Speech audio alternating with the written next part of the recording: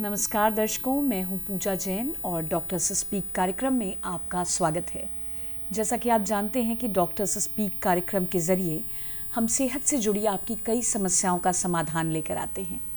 पूरा विश्व इन दिनों सेहत की एक बहुत बड़ी समस्या से गुजर रहा है और ऐसे में हमारे स्टूडियो में हेल्थ एक्सपर्ट आकर अपने बातों से, अपनी जानकारियों से सेहत से जुड़ी हमारी कई समस्याओं को हल कर देते हैं। और आज हमारे साथ स्टूडियो में मौजूद हैं सत्य साई हॉस्पिटल की पब्लिक हेल्थ डिपार्टमेंट की हेड डॉक्टर श्रुति अतुल प्रभु। स्वागत है आपका हमारे स्टूडियो में। Thank you. और आज का हमारा विषय है कोरोना की संभावित लहर में बच्चों का पोषण कैसा हो। और अगर आपके इस विषय से जुड़े डॉक्टर श्रुति अतुल प्रभु से कोई भी सवाल हो तो आप हमें फ़ोन कर सकते हैं। हमारा फ़ोन नंबर है 0771 228 3856। मैं एक बार फिर बता दूं, 0771 228 3856। इस नंबर पर आप हमें कॉल कर सकते हैं और डॉक्टर श्रुति से आप अपने सवाल पूछ सकते हैं। तो डॉक्टर श्रुति, सबसे पहले ये जो तीसरी संभावित लहर है कोरोना की, पूरा विश्व इस ओर चिंतित है और सबसे ज़्यादा जो कहा जा रहा है कि ये लहर हमारे बच्चों के लिए नुकसानदायक हो सकती है। तो इससे जो बचने का पूरा प्रयास है, क्योंकि बच्चों को वैक्सीन भी नहीं लगा सकते हैं, हमने और आपने तो वैक्सीन लगवा ली है, तो इनके किस तरह का पोषण दें या इन्हें किस तरह से तैयार कर लें कि ये बीमारी इन पर असर ना करे। जैसे हम जानते हैं कि prevention is better than cure जी।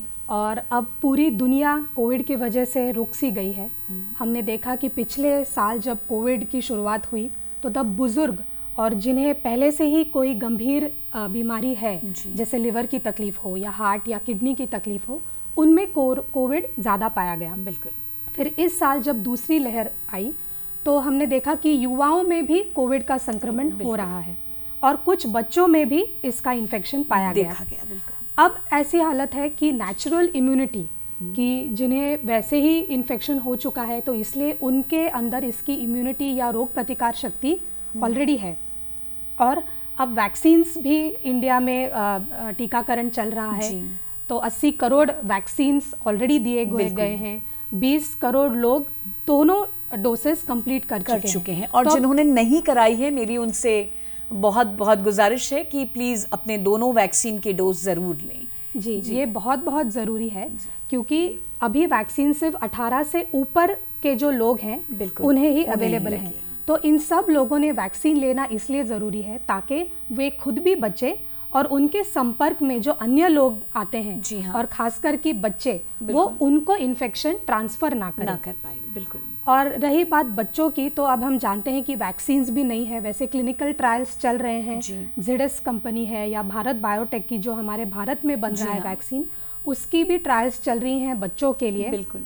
जो भारत बायोटेक है वो 2 साल के ऊपर के लिए ट्रायल्स कर रहे हैं। लेकिन वो अगला स्टेप है। तो ये संभव है कि हमारी वैक्सीन आ जाए, लेकिन फिलहाल हम क्या करें? तो इसलिए सबसे ज़्यादा ज़रूरी है कि हम बच्चों का इम्यूनिटी या रोग प्रतिकार शक्ति बढ़ाएं। और इसके लिए सबसे अहम बात है पोषण।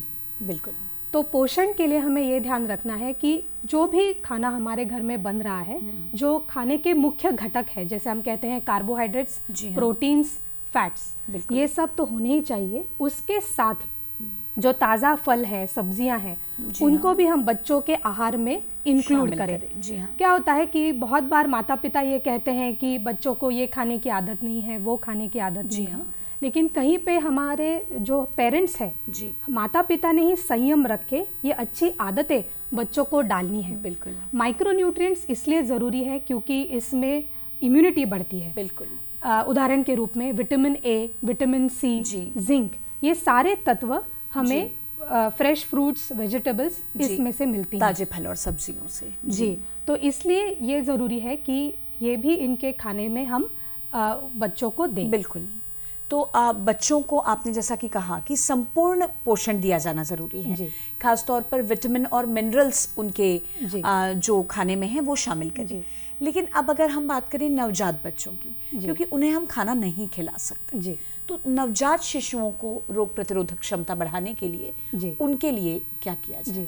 ये बहुत अच्छा सवाल पूछा आपने। तो बच्चों को भी उनके आयु के हिसाब से हमें खाना देना है। तो सबसे पहले शुरुआत में बात करते हैं कि जो नवजात शिशु है कि जिसका अभी जन्म हुआ है, तो जन्म से लेके जब तक बच्चा 6 महीने का होता है उसे सिर्फ और सिर्फ माँ का ही दूध दिया जाना चाहिए। पोषण है जी। अब हम कहते हैं कि स्तनपान ये संपूर्ण पोषण है। इनफैक्ट जब हम इम्यूनिटी की बात कर रहे हैं कोविड में, तो माँ का दूध ही बच्चे के लिए सबसे पहला टीका है। अच्छा जी। अब माँ के दूध में पोषक तत्वों के साथ साथ इम्यूनिटी बढ़ाने वाले एंटीबॉडीज और अन्य तत्व भी होते हैं। बिल्कुल। तो यदि माँ अपना दूध बच्चे को पिला रही है तो उसे पोषण के साथ बच्चे का वजन भी बढ़ेगा और उसे ये इम्यूनिटी वाले जो तत्व हैं एंटीबॉडीज वे भी मिलेंगे। बिल्कुल। तो ये एक आपने बहुत ही अच्छी जानकारी दी कि संपूर्ण पोषण की हम शुरू से बात करते हैं कि स्तनपान बहुत आवश्यक है। तो दर्शकों, 6 महीने तक के बच्चों को केवल स्तनपान पर रखना उनके लिए संपूर्ण आहार है, किसी भी चीज़ की कमी नहीं हो सकती इन बच्चों को। लेकिन डॉक्टर श्रुति, मेरा एक सवाल ये था कि इन बच्चों को हम संपूर्ण रूप से स्तनपान पर रखने की बात कर रहे हैं, लेकिन इस समय में बहुत बार ऐसा हुआ है कि जो माएँ हैं वो कोरोना पॉजिटिव पाई गई हैं। तो ऐसे में वो बच्चों को किस तरह से स्तनपान करा सकती हैं, नहीं करा सकती हैं? जी, तो कोविड पॉजिटिव यदि वो माँ है, उसे अगर संक्रमित वो है, तो वो भी अपने बच्चे को स्तनपान करा सकती है। अच्छा। तो इसके लिए WHO या विश्व स्वास्थ्य संगठन एवं अपने देश की जो एक प्रीमियर ऑर्गेनाइजेशन है IAP, Indian academy of paediatrics, और पब्लिक हेल्थ की जो संगठन है IAPSM और Indian association of public health, इन सब के गाइडलाइंस यही है कि यदि कोई माँ कोरोना पॉजिटिव है तो वो भी अपने बच्चे को अपना दूध पिलाए। ये एक अच्छी जानकारी आपने दी। एक कॉलर हमारे साथ फिलहाल जुड़ गए हैं, फिर हम इस चर्चा को आगे बढ़ाएंगे। हेलो। हेलो जी नमस्कार, आपका नाम, आप कहाँ से बोल रहे हैं? जी, भगत राम पटेल बोल रहा हूँ, बुधकू बिलासपुर, छत्तीसगढ़ से। जी बताइए भगत राम जी, क्या आप सवाल पूछना चाहते हैं? सबसे पहले तो आपको और हमारे डॉक्टर साहिबा को नमस्कार। जी नमस्कार। हाँ, मैं ये जानना चाहता हूँ जैसे कि अब तीसरी लहर का जो आगाज है, तो बच्चों के लिए पोषण का अभिप्राय क्या है, और हमको बच्चों को अगर अच्छा रखना है, मजबूत रखना है और इस तीसरी लहर से बचाना है, तो उनके खाने पीने में और उनके रहन सहन में किस तरह से हमको सावधानी रखना है जिससे बच्चे जो है अभी तीसरी लहर की चपेट में ना पड़े? बिल्कुल, निश्चित तौर पर भगत राम जी, ये आप हमारा पूरा कार्यक्रम देखिए और इस पे हम इसी विषय पर चर्चा कर रहे हैं। तो जो इनका सवाल है हम उसी पर चर्चा कर रहे हैं। जी, तो बस पोषण के बारे में यही ध्यान रखना है कि अपने घर में बना साफ सुथरा खाना बच्चों को देना है। और जो नेगेटिव कुछ बातें हैं कि जैसे आजकल बच्चों को आदत लग गई है कि chips, Kurkure, cold drink, chocolates, इसका सेवन बढ़ गया है, तो हमें ये ध्यान रखना है कि इनका सेवन कम से कम करें। पैकेट बंद जो खाद्य पदार्थ हैं उनका सेवन कम से कम हो। ये इसलिए भी ज़रूरी है क्योंकि ये सब चीज़ें जब बच्चे ज़्यादा सेवन करते हैं तो इससे जो उनके आंतड़े हैं उस पे बुरा असर पड़ता है। बिल्कुल। और इससे उनकी इम्यूनिटी भी कम हो सकती है। और बार बार अगर ये इसका सेवन कर रहे हैं तो उन्हें इन्फेक्शन, दस्त जैसी बीमारियां भी हो सकती हैं और इस वजह से वे डबल आजार, मतलब डबल बीमारी उनको हो सकती है। जी हाँ। तो इसलिए ये ध्यान में रखना है कि ये सारी चीजों का सेवन अगर बच्चों में ज्यादा हो रहा है तो वो कम से कम उन्हें नियंत्रित करें। बिल्कुल, उसे नियंत्रित करें। डॉक्टर श्रुति, आपने बताया कि ताजे फल और सब्जियां आहार में शामिल करें। इसके अलावा कौन से ऐसे अनाज हैं जिन्हें बच्चों के खाद्य पदार्थ में शामिल करके हम उनकी रोग प्रतिरोधक क्षमता बढ़ा सकते हैं? तो हम जब ग्रामीण क्षेत्र में प्रोग्राम्स लेते हैं तो लोगों को आसानी से समझ आने के लिए उनको यही समझाते हैं कि खाओ लोकल, सोचो ग्लोबल। ये इसलिए है कि काफ़ी जगह अगर वो ज़्यादा महंगी चीज़ें नहीं खरीद सकते तो हम उनको यही बताते हैं कि ऐसा ज़रूरी नहीं है कि वो महंगा खान पान ही खरीदे और बच्चों को दे। जो भी उनके लोकल मार्केट में मिलता है, अगर सोच समझ के वो परिवार ले और बच्चों को उसकी आदत डाले और बच्चों के आहार में अगर वो उसको शामिल करे तो ज़रूर बच्चे तंदुरुस्त और स्वस्थ हो सकते हैं। मतलब आपके आसपास जो फसल होती है, स्थानीय बाजारों में जो चीज़ें, ताजी चीजें जो उपलब्ध हैं, उन्हें बच्चों के आहार में शामिल किया जाना चाहिए। तो जैसे हमारे छत्तीसगढ़ में भी हम देखें तो दाल, भात, सब्जी है, उसी के साथ रोटी, और यदि कोई मांसाहारी हैं तो वह अंडे, मछली, चिकन, ये सब या नॉनवेज पदार्थ वे ले सकते हैं। इसी के साथ दूध अब भी हम बच्चों को अगर आदत डालें हाँ। तो अगर वो 2 टाइम में दूध भी लेते हैं, दही और दुग्ध जन्य पदार्थ भी लेते हैं, तो उससे भी उनके कैल्शियम और ओवरऑल स्वास्थ्य बढ़ने में उसकी मदद होती है। जी हाँ। तो और पोषण के साथ मैं ये भी बताना चाहूँगी कि अब क्योंकि लॉकडाउन वगैरह खुल गया है, तो जाहिर सी बात है कि हम बच्चों को भी बाहर लेके जा रहे हैं, तो पोषण के साथ साथ जो अन्य प्रिकॉशनरी मेजर्स हैं जी हाँ कोविड के लिए, वो भी हमने लेने हैं। बिल्कुल, तो बच्चों को भी मास्क पहना तो इसे आसानी से याद रखने के लिए हम SMS करके लोगों को सिखाते हैं कि सोशल डिस्टेंसिंग मतलब लोगों से अंतर रखना है, दूरी बनाए रखें, मास्क पहने और बार बार हाथ धोए, हैंड सैनिटाइजेशन का वो ध्यान रखें। जी हाँ, तो बच्चों के लिए भी उतना ही जरूरी है। लेकिन डॉक्टर श्रुति, ये जो अब ठीक है बच्चों ने बाहर निकलना शुरू किया है, कुछ बड़े बच्चों के लिए स्कूलें भी खुली हैं, लेकिन ये जो पूरा लगभग जो 2 साल का समय जो चल रहा है, इसमें बच्चों घर पर अधिक हैं और हम ये मानते हैं कि बच्चों की शारीरिक गतिविधियां उनमें बहुत ज़्यादा रोग प्रतिरोधक क्षमता को बढ़ाती हैं। तो अब जब उनकी शारीरिक गतिविधियां कम हो गई, तो क्या किया जाए कि उनकी रोग प्रतिरोधक क्षमता बनी रहे? ये बहुत अच्छा सवाल पूछा आपने।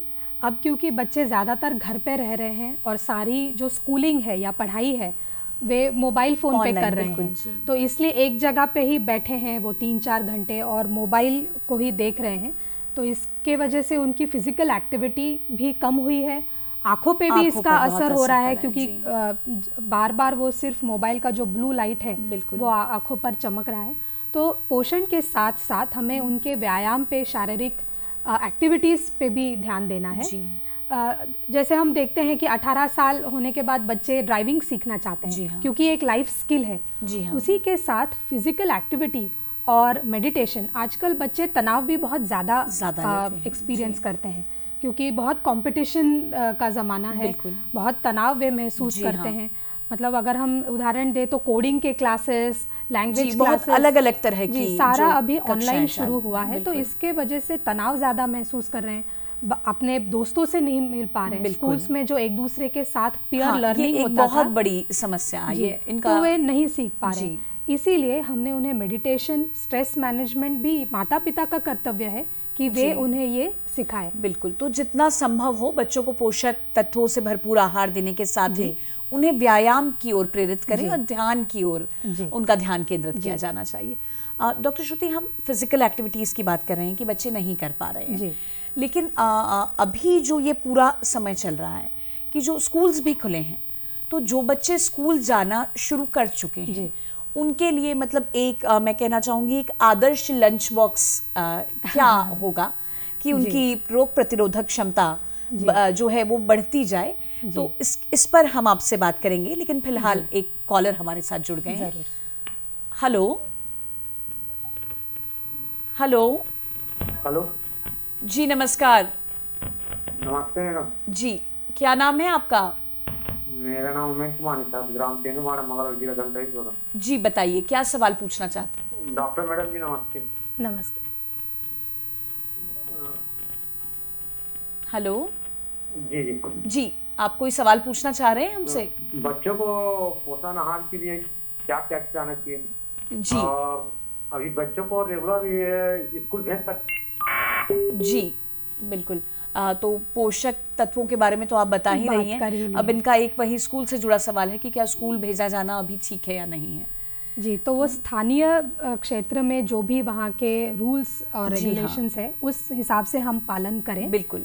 और जो आप सवाल पूछ रहे थे कि लंच बॉक्स में क्या हो, तो ऐसी चीज़ें जो आसानी से बच्चे खा सके, टिफ़िन का समय कम रहता है 15 या 20 मिनट्स, 15-20 मिनट का, तो तुरंत वो खा सके, जैसे रोटी सब्जी है। फल हम ज़रूर दें ताकि इससे उनको फल खाने की आदत भी लगे। और कुछ ऐसी सामग्री जो हमारे किचन में आसानी से मिल जाती हैं, तो उसका भी हम उनके आहार में उसका प्रयोग करें। जैसे हल्दी है, लहसुन है, तुलसी है, ये सारी ऐसी चीज़ें हैं जो प्राकृतिक है और ये अगर हम उनके खाने में शामिल करते हैं तो डेफिनेटली उनकी रोग प्रतिकार शक्ति बढ़ने में बहुत मदद होगी। डॉक्टर श्रुति, क्योंकि आप पब्लिक हेल्थ के क्षेत्र में काम करती हैं और आप लोगों को प्रेरणा देती हैं अच्छे पोषण और आहार के लिए। आपने अभी जो बात की कि तुलसी के पत्ते हैं या हल्दी हैं, बड़े फिर भी काढ़ा पी लेते हैं जी, है ना, लेकिन बच्चे इससे कतराते हैं। क्या कोई ऐसा तरीका जिससे उन्हें आसान रूप से काढ़ा या ये पोषक तत्वों वाली चीजें पिलाई जा सकें? जी, तो काढ़ा के संबंध में बताना चाहूँगी कि काढ़ा मतलब क्या है कि हम सारी चीज़ें उबालते हैं। जी हाँ, ठीक है, और हर क्षेत्र में अलग अलग इसकी रेसिपी है। बिल्कुल। तो अगर कम मात्रा में भी हम बच्चों को देते हैं तो भी वो उनके लिए ज़रूर फायदेमंद रहेगा। अच्छा। और बच्चे जिस प्रकार से उसे पसंद करें, जैसे हम उसमें शहद डाल दें, हाँ। गुड़ डाल दें, थोड़ा मीठा फ्लेवर डालें, नींबू का रस डालें, तो वो बच्चों को ज़रूर पसंद आएगा जी। या किसी किसी एरिया में तो हम ये भी बताते हैं कि जो ग्लूकॉन डी, ग्लूकॉन सी है, वे भी वो उसमें मिला के उसका स्वाद थोड़ा बढ़ा दे, बच्चों की पसंद का स्वाद के हिसाब से हाँ। हम उनको ये एक आपने बहुत ही अच्छी बात कही, क्योंकि अगर माताएं थोड़ा सा प्रयास करें और उन्हें एक अच्छे रूप में बच्चों के सामने प्रस्तुत करें तो वो अच्छे गुणों वाली चीजें भी ले लेंगे। इन दिनों अभी जो मौसम हमारे पूरे क्षेत्र का है, वायरल इन्फेक्शन बहुत ज्यादा बढ़ गए हैं, बच्चों को बुखार, और ये एक तरह का कंफ्यूजन भी हो रहा है कि वो कोरोना है कि वो नॉर्मल वो वायरल बुखार है।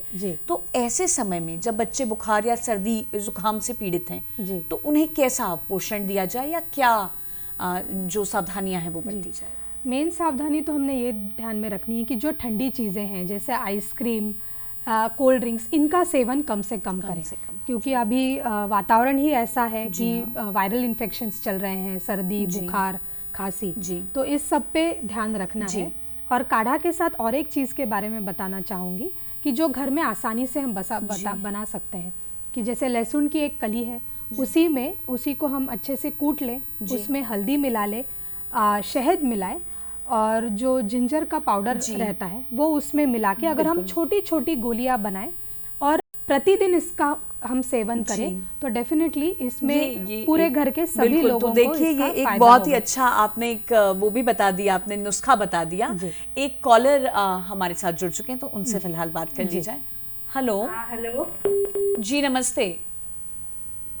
हेलो जी नमस्कार, क्या नाम है आपका? नमस्ते जी। तीजन माझी है जी, बताइए तीजन जी, कहाँ से बोल रही हैं आप? मैं नारायणपुर जिला से बोल रही हूँ। अच्छा जी, बताइए क्या पूछना चाहती हैं आप डॉक्टर श्रुति से? तो हमारे यहाँ 2 अगस्त का जन्म है, 2 माह नहीं हुआ है बच्चे का। जी। 2 माह नहीं हुआ है बच्चे का जी। वो गला में थोड़ा सा ना वो आवाज करता है। अच्छा जी, गले में आवाज है जी, पूछने के लिए तो क्या करेंगे? जी ओके, तो इस बच्चे को या इस शिशु को स्वास्थ्य समस्या है, तो पहले हमें इनसे ये भी जानना है कि क्या बच्चा ठीक से दूध पी पा रहा है, और तुरंत ही वे किसी अपने फैमिली डॉक्टर या जो पास का उनका स्वास्थ्य केंद्र होगा। जी, वो नारायणपुर से बोल रही है तो मुझे लगता है प्राथमिक स्वास्थ्य केंद्र जो पास में हो, तुरंत वो वहाँ पे जाके चेकअप कराएं ताकि क्या प्रॉब्लम है एग्जैक्ट जड़ तक हम पहुँच पाए और उसका फिर तुरंत इलाज हो सके। जी बिल्कुल। तो आप देखिए कि तीजन जी की कैसे बच्चा क्या पूरी तरह से बाकी क्रियाएं ठीक कर रहा है और फिर प्राथमिक स्वास्थ्य केंद्र पर उसे जरूर लेकर जाएं, क्योंकि इस मामले में लापरवाही अच्छी भी नहीं है। तो हम वायरल के समय का तो आपने नुस्खा बता दिया कि किस तरह से बचा जा सकता है, और जो बढ़ती उम्र के बच्चे हैं उनको किस तरह के पोषण की या किस तरह से फिजिकल एक्टिविटीज की जरूरत है? जी, तो जो बढ़ते बच्चे हैं वो भी जैसे हमने बात की कि तनाव, फिर पढ़ाई का ज्यादा है क्योंकि उनके ऑनलाइन जो क्लासेस भी चल रहे हैं उसकी वजह से भी बहुत तनाव में है। जी, तो पोषण आहार की जैसे हमने बात की वो सारे तत्व तो उन्होंने लेने ही है। उसी के साथ फिजिकल एक्टिविटी भी जितना वे ज्यादा करेंगे उतना उनको फायदा होगा। तो ये एक जो मैं दर्शकों आपसे कहना चाहूंगी, जो डॉक्टर श्रुति बार बार ये बात कह रही हैं कि आप निश्चित तौर पर खान पान में संपूर्ण चीज़ों को शामिल करें, संपूर्ण आहार लें जिसमें खनिज और प्रोटीन और विटामिन सब कुछ मिले, लेकिन उसके साथ ही ये भी बहुत ज़रूरी है कि शारीरिक गतिविधियों में बच्चों को लगाए रखिए, क्योंकि निश्चित तौर पर यह एक बच्चों के लिए भी बहुत कठिन समय है। जब ऑनलाइन क्लासेस का स्ट्रेस भी है तो उन्हें फिट रहने के लिए, तंदुरुस्त रहने के लिए बहुत आवश्यक है। और बहुत बहुत धन्यवाद आपका हमारे स्टूडियो में आने के लिए। तो दर्शकों, डॉक्टर से स्पीक कार्यक्रम में फिर होगी चर्चा। अलग अलग विषयों को लेकर आपकी स्वास्थ्य की समस्याएं सुलझाने के लिए हम आएंगे फिर से। स्वस्थ रहिए, प्रसन्न रहिए और बच्चों को संपूर्ण पोषण दीजिए, क्योंकि उन पर ही हमारा भविष्य आधारित है। वे स्वस्थ और प्रसन्न रहेंगे तो हम निश्चित तौर पर एक स्वस्थ राष्ट्र का निर्माण कर सकेंगे। धन्यवाद।